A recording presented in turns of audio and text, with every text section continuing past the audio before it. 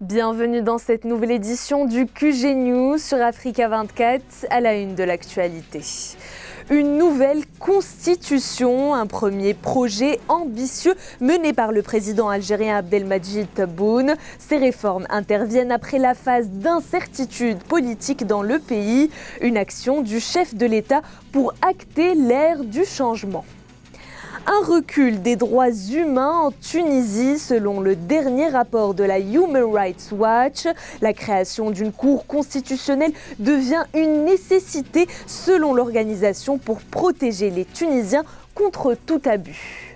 Et enfin, les autorités égyptiennes misent sur le commerce extérieur pour fortifier l'économie du pays, principalement avec la Chine, avec une augmentation de 24% de volume d'échanges commerciaux en 2020.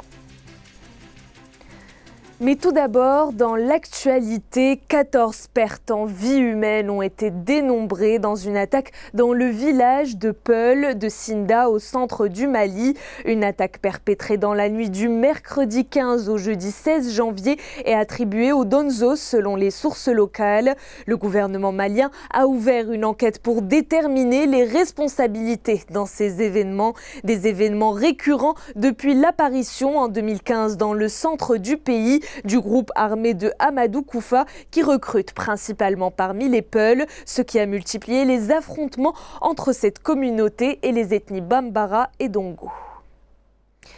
Des travaux en cours d'exécution en Algérie pour l'adoption d'une nouvelle constitution. Des réformes constitutionnelles lancées ce 8 janvier 2020 par le président de la République Abdelmadjid Tebboune. Ce nouveau texte de loi envisage un renouvellement de la sphère politique algérienne. Du côté de l'opposition, des questions se posent notamment sur le fond et la forme de cette nouvelle constitution algérienne dans l'ère du changement. Un sujet d'Ange Bijou-Nomenio. L'Algérie est en quête d'une nouvelle constitution. Un processus de révision a d'ores et déjà été lancé le 8 janvier 2020 par le président Abdelmadjid Tebboune. Ce dernier a mandaté une commission d'experts qui sera chargée de faire des propositions. Mais pour une partie de l'opposition, la démarche est loin de faire l'unanimité.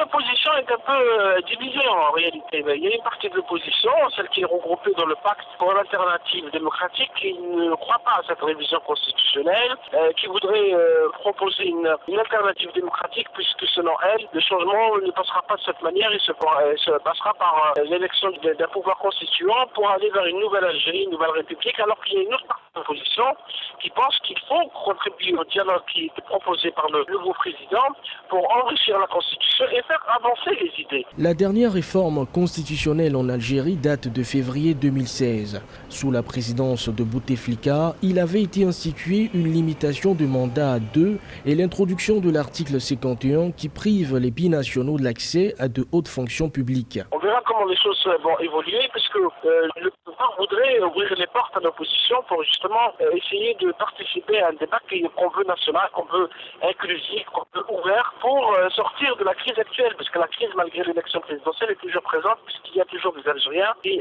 marchent dans les rues chaque vendredi, chaque mardi. Le président algérien Abdelmadjid Tebboune souhaite intégrer dans la Constitution des textes comme la lutte contre la corruption et l'équilibre des pouvoirs. Les conclusions des travaux vont être soumises par référendum pour adoption. Toujours dans l'actualité, la première chambre préliminaire de la Cour pénale internationale refuse de clore le dossier des violences post-électorales de 2016 au Gabon, et ce, malgré l'annonce de la procureure de la CPI, Fatou Bensouda, de mettre un terme aux investigations. Un revirement ce mercredi 15 janvier où la possibilité d'ouvrir une enquête se concrétise de plus en plus, une enquête portée principalement sur les exactions commises après l'élection présidentielle gabonaise en 2016. La CPI avait été saisie en 2016 par l'État gabonais et l'opposition du pays, chacun estimant que le camp adverse était coupable d'actes pouvant être qualifiés de crimes contre l'humanité. Des lois répressives contre les avancées en droits humains en Tunisie, c'est ce que dénonce l'organisation non gouvernementale internationale Human Rights Watch. Dans son rapport annuel de 2020, l'organisation pointe du doigt le récent climat d'incertitude politique dans le pays depuis la chute de l'ex-président Zine El Abidine Ben Ali en 2011 comme la cause de ce ralentissement dans ce domaine. Human Rights Watch appelle donc à la formation d'une cour constitutionnelle nécessaire en Tunisie pour une protection contre tout abus. Les précisions de Philomène Tine. Passer les lois au crible et invalider celles qui ne respectent pas les normes relatives aux droits humains, ceci n'a pas encore été établi en Tunisie par manque de cours constitutionnels.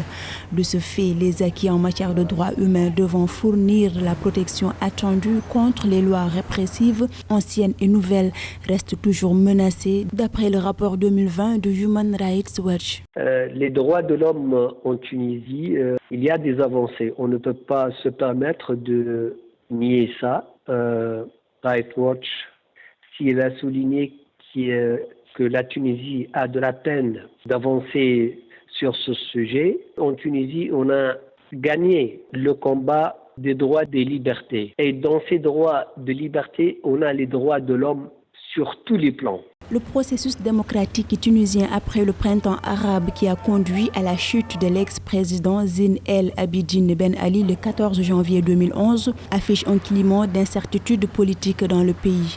À noter que plusieurs autres autorités constitutionnelles, comme l'instance des droits de l'homme, n'a pas elle aussi toujours été mise en place. Le défi actuellement, c'est de légiférer exactement une loi qui va permettre de constituer ce tribunal constitutionnel. Les droits de l'homme, c'est vrai, dans les prisons, on peut considérer qu'il y a toujours malheureusement, je dis malheureusement, une forme de répression. Et ça, le gouvernement tunisien est en train exactement de traiter ce sujet. La Tunisie fait actuellement face à des défis liés notamment aux réformes d'application de la Constitution, de la liberté d'expression, d'association et de réunion.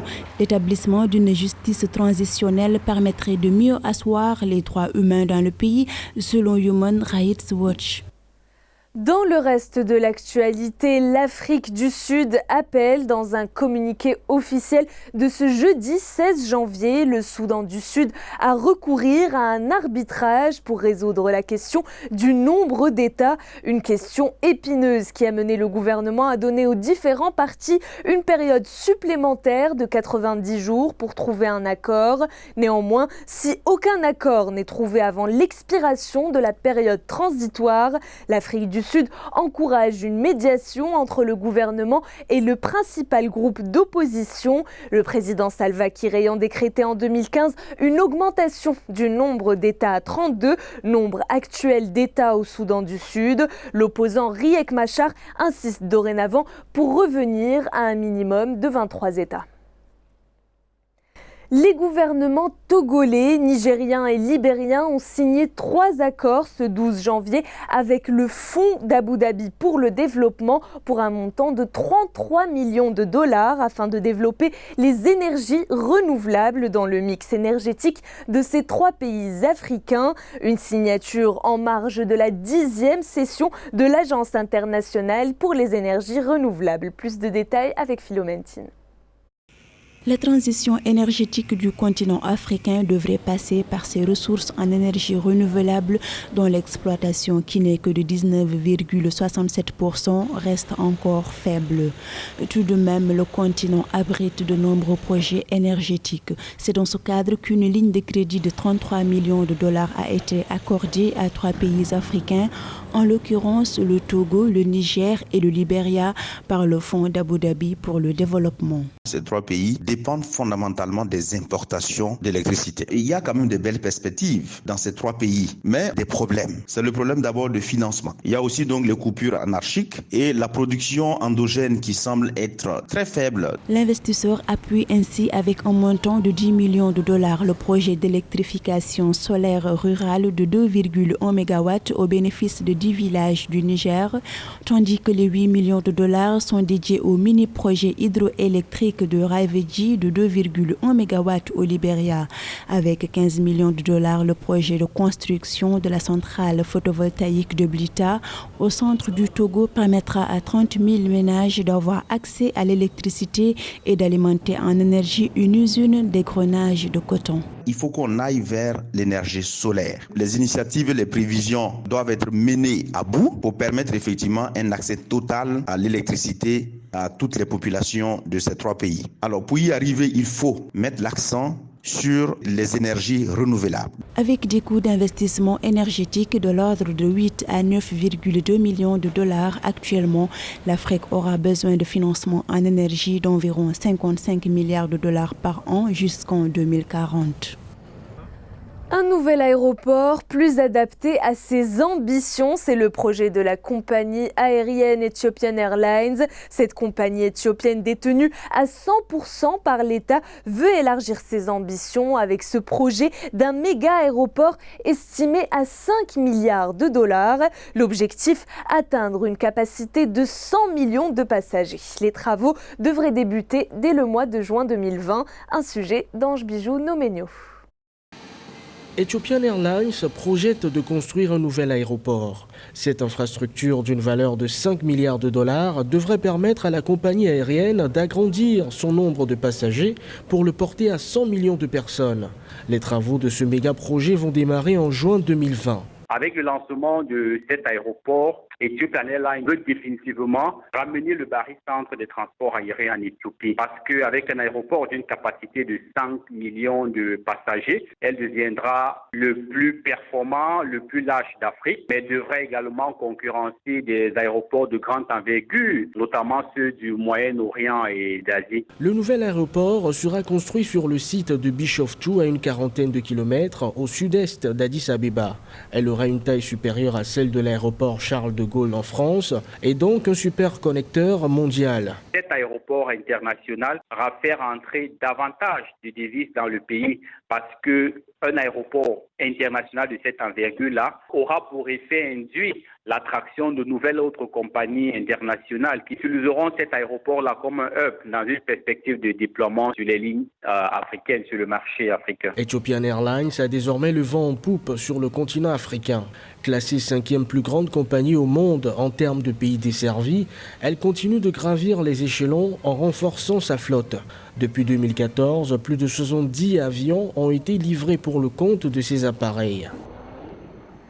Un commerce extérieur fortifié pour l'Égypte, c'est une résolution économique que tente de mettre en œuvre le pays durant l'année 2020, avec la Chine notamment, où le volume des échanges commerciaux devrait augmenter de 24% par rapport à l'année 2019.